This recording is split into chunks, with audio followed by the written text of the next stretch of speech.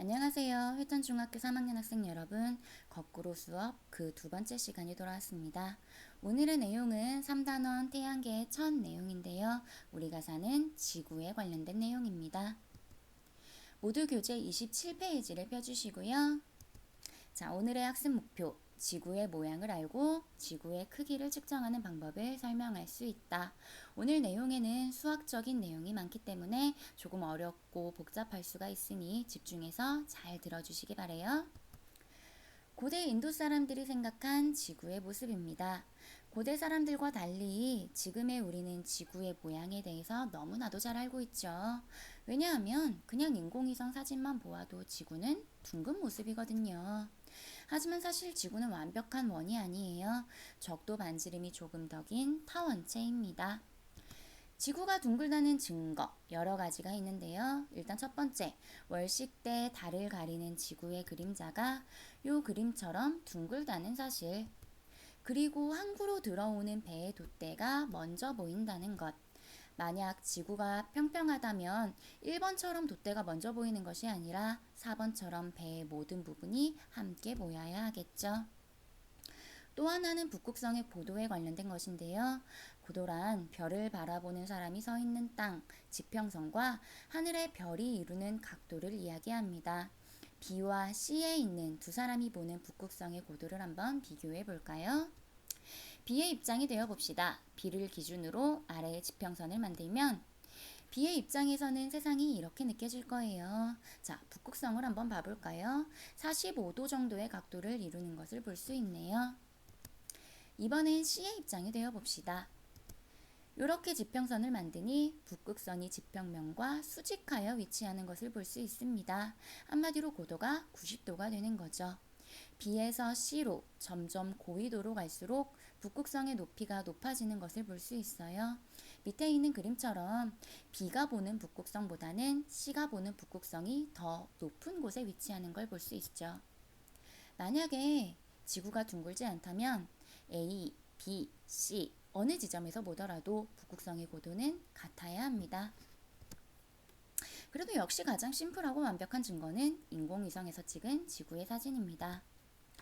자, 그럼 이제 우리가 사는 지구의 크기를 측정해 보려고 합니다. 지금으로부터 약 2200년 전 그리스의 과학자인 에라토스테네스는 그만의 방법으로 지구의 크기를 최초로 측정했습니다. 이 사람은 알렉산드리아라는 도시의 도서관장으로 일하고 있었는데요. 어느 날 책에서 시에네라는 도시에서는 하진날 정오에는 우물에 그림자가 생기지 않는다 라는 구절을 보게 되었습니다. 그래서 똑같은 날 자신이 살고 있던 알렉산드리아에도 이런 일이 생길까 관측을 해봤는데요.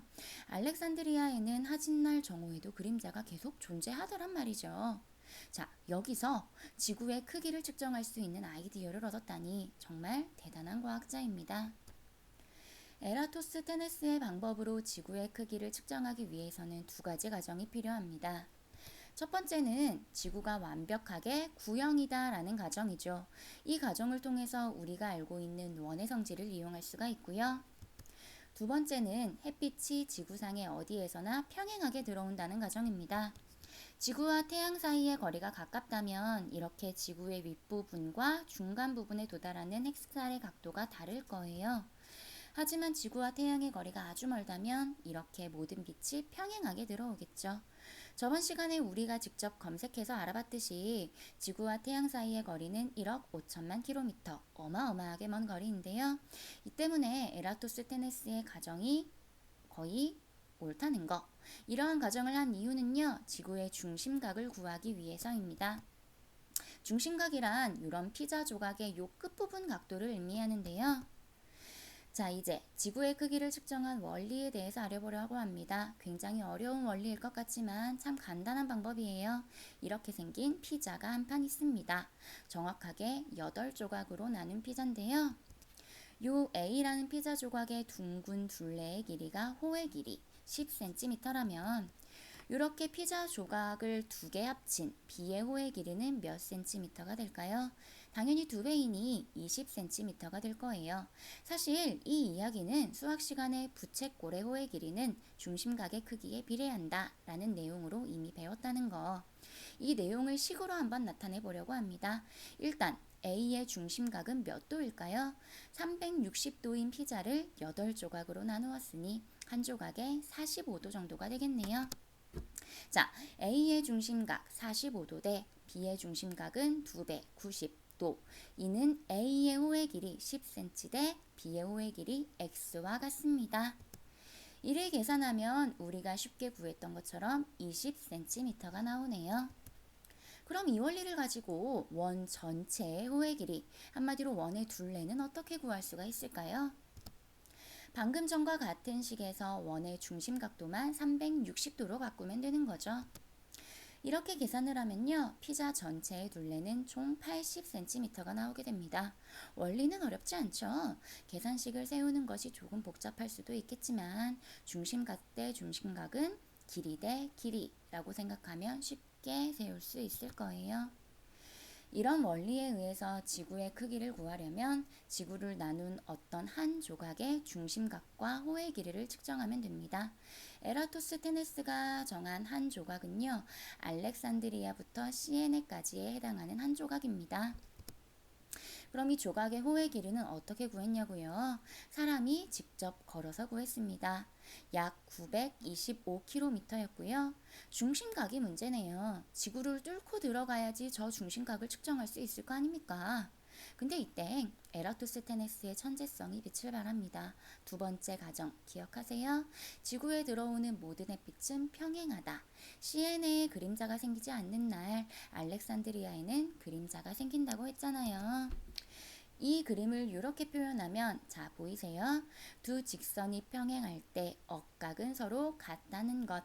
즉 알렉산드리아에 생기는 그림자의 각도를 측정하면 중심각을 알 수 있다는 거죠. 이렇게 측정한 억각이 바로 7.5도였다고 합니다. 이런 식으로 측정한 거예요.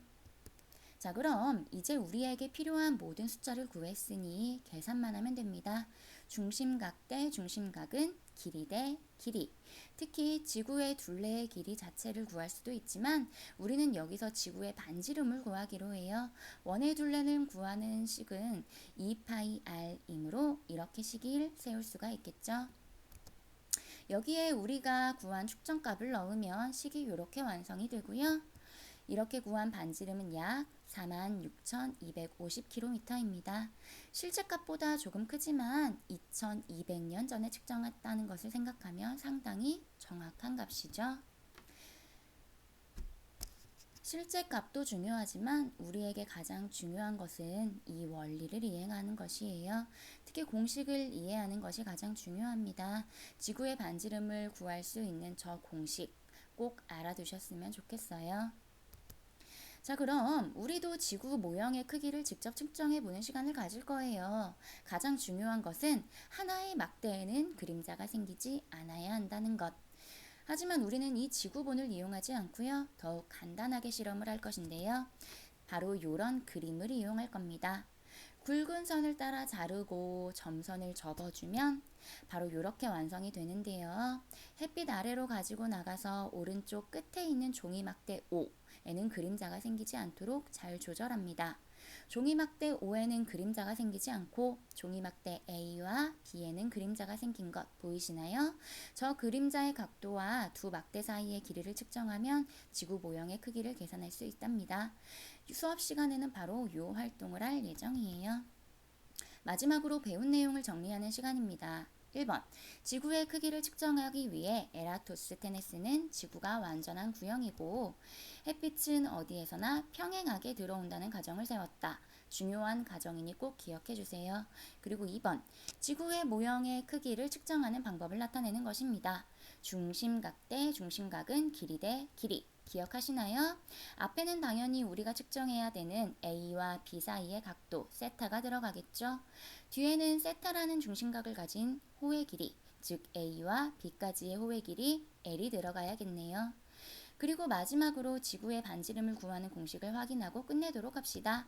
반지름 R은 360도 곱하기 호의 길이 L, 그것을 2파이 세타로 나눈 값이 되네요. 중요한 공식이니 다시 한번 기억해 주세요.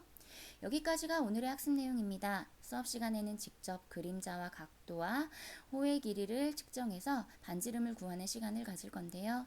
이를 위해서는 오늘의 내용을 정확하게 이해하고 있어야겠죠? 조금 어려웠던 학생들은 이 영상을 다시 반복해서 보면서 확실하게 이해하고 오세요. 이 수업의 가장 좋은 점이 내가 이해할 때까지 선생님의 설명을 다시 반복해서 들을 수 있다는 거니까요. 필요하다면 교과서의 내용도 한번 읽어보시면 좋겠죠? 그럼 오늘의 내용을 완벽하게 이해한 표정으로 수업 시간에 다시 만날 수 있기를 바랍니다. 자, 이상으로 오늘의 수업을 마치도록 하겠습니다.